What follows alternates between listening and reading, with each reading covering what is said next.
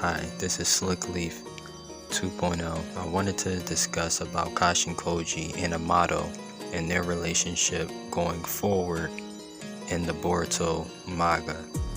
Also, I wanted to discuss about Boruto and Kawaki being the Ozuki vessels, since they're already at 80% Ozuki, and what is Amado's motive and agenda in the latest chapter, and how Kashin Koji is going to play a role in preventing Amado's plans from coming into fruition by manipulating Kawaki. I first wanted to discuss how to dissect and really explain Kashin Koji as a character first, before I get into Amado and his motives and what I think my predictions of this upcoming battle is going to be when Amado puts his plan into motion. Kashin Koji is a driven man who is willing to go against Kara, and wishes, in order to achieve his goals, he is self-assured and behaves at his own terms without fear of running into bad terms with Kara. Unlike the other members, Koji always operates in the shadows and is like a boss that prefers not to have his plans revealed to too many people. Koji is also like merciless, as evident by the way he murders a member of his own crew.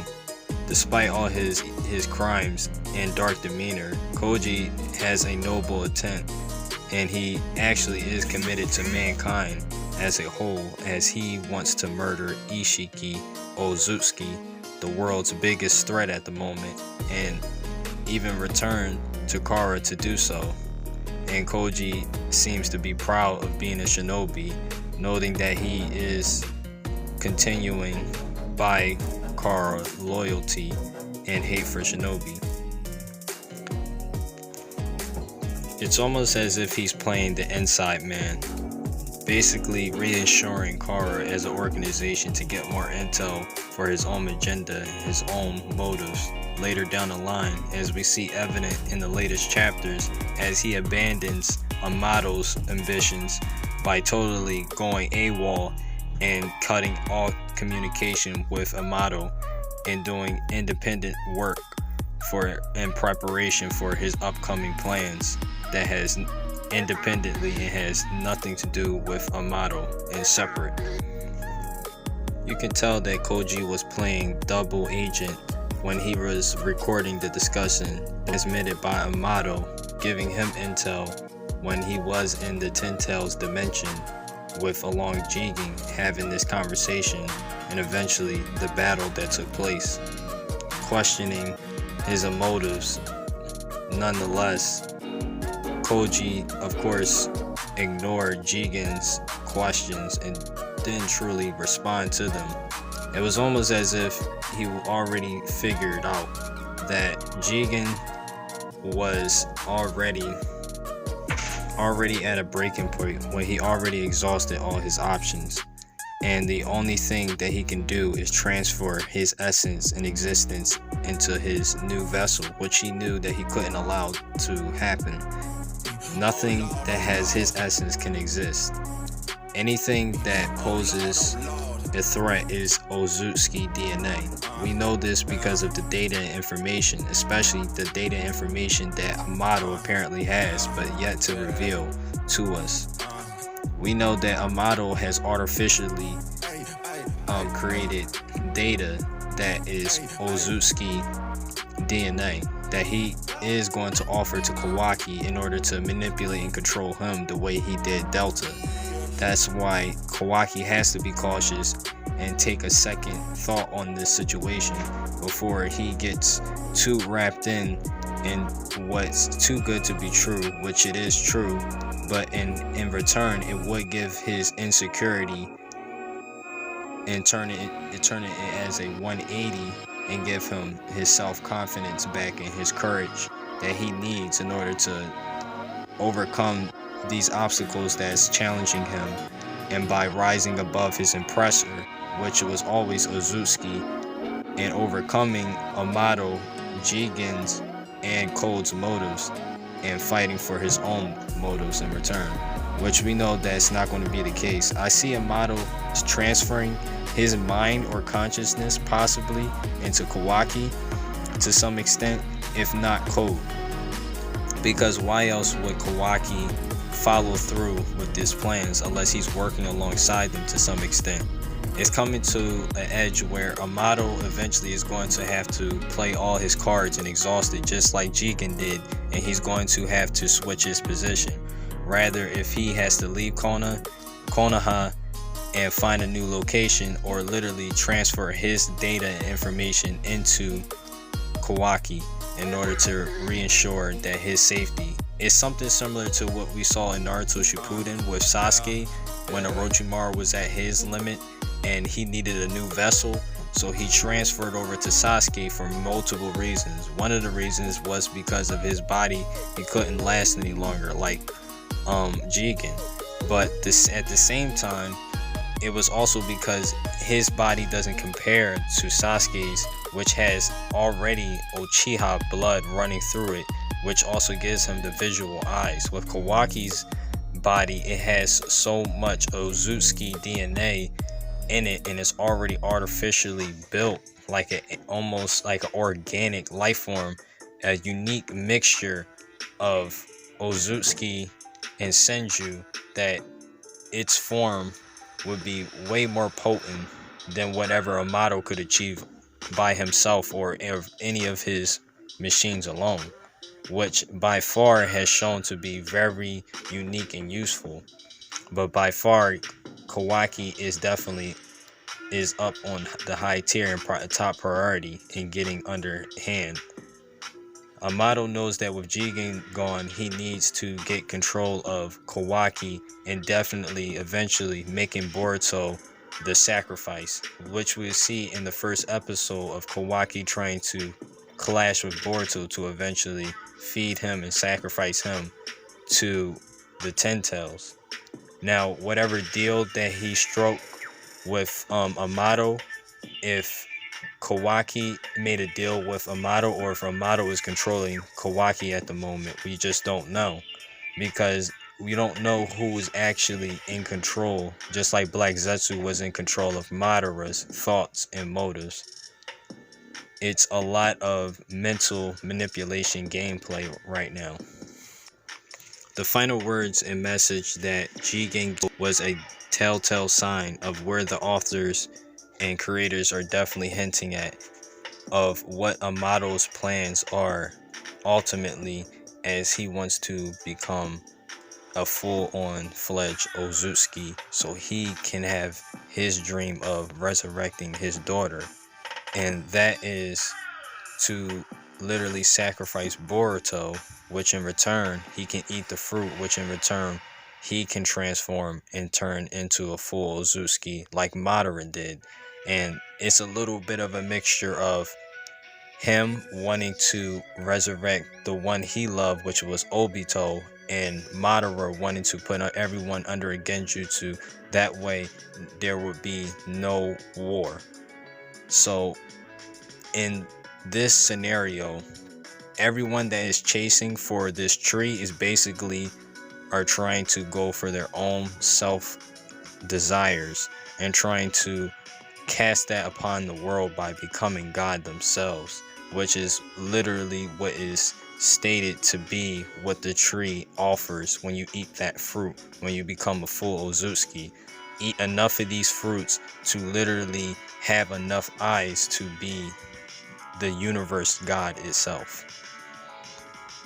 In Amado's quest to kill Isshiki, Amado, he joined Kara and was eventually granted the rank of Inner, serving as the head research and development division, which he created several cyborgs that exceeded Jigen, and unsurprisingly later he ordered Amado to eliminate some of the cyborgs that was also including Ada and Dema, were some of the few that were mentioned in the manga that one of their abilities were irresistibly to attracted to anyone except blood relatives or the Otsutsuki clan, and is imbued with the ability to instantly turn an opponent's attack against them.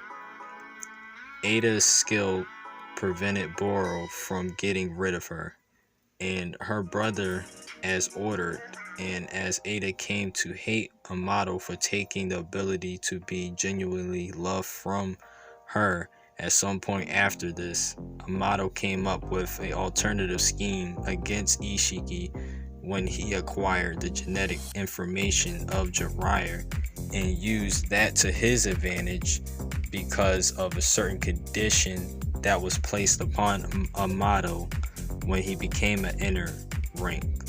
But first, he created the clone, which is Koji, who became his secret ally in their goal of killing Isshiki through his vessel, Jigen. During his time within the organization, Amado has completed knowledge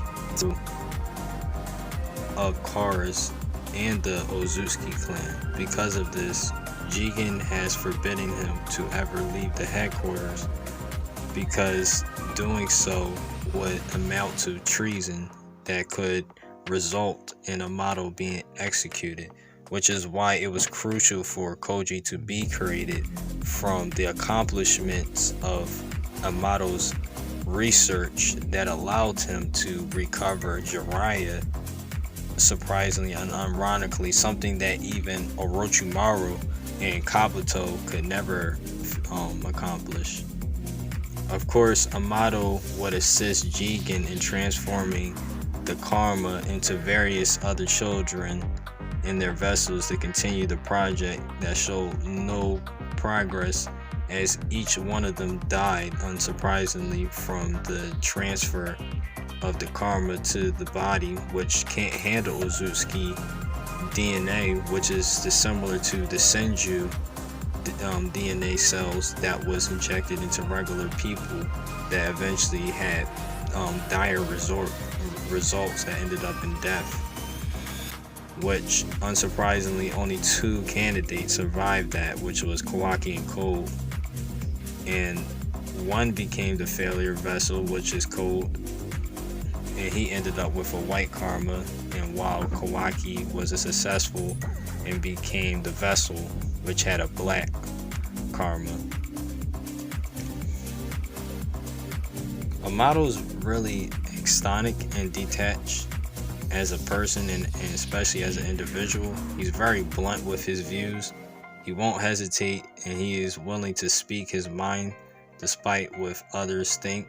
Even that was an example when he was talking to Shikamaru about literally assassinating and killing his son right in front of him, while being very respectful with Naruto as being the Hokage and being the boss, literally telling him that he runs everything in the village, so he can make that call and literally back off and give him citizenship and secure him.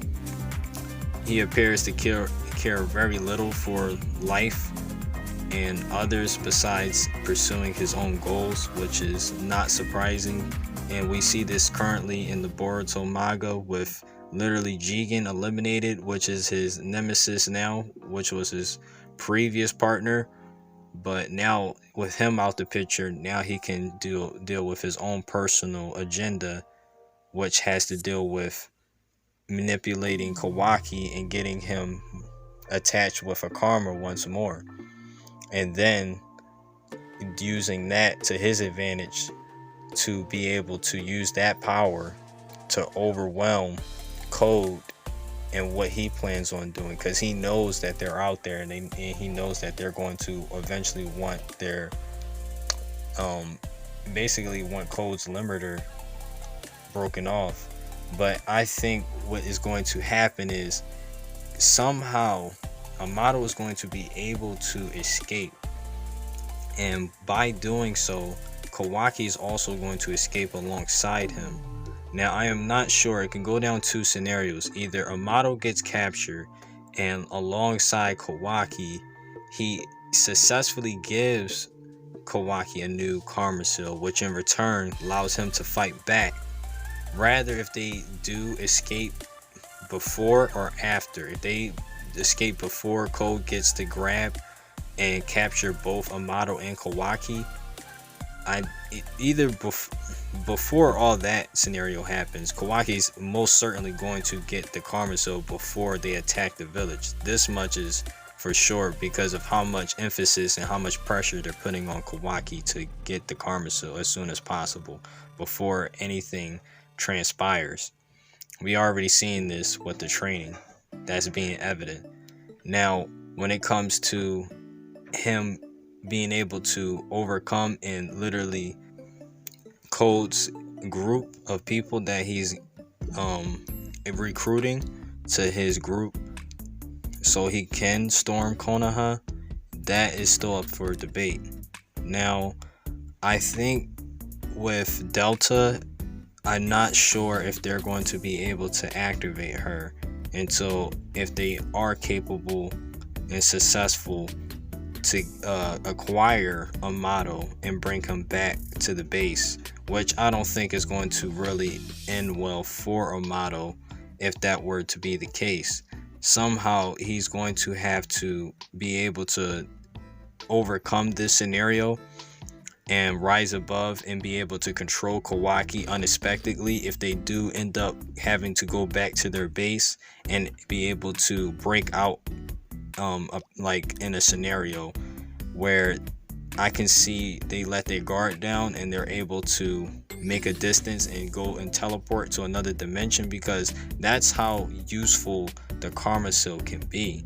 Even at a situation where things can be very low for you, you're in a corner, backed into a corner, you can literally get yourself and get out of dodge by literally transferring yourself to a whole new location without them knowing where you currently are.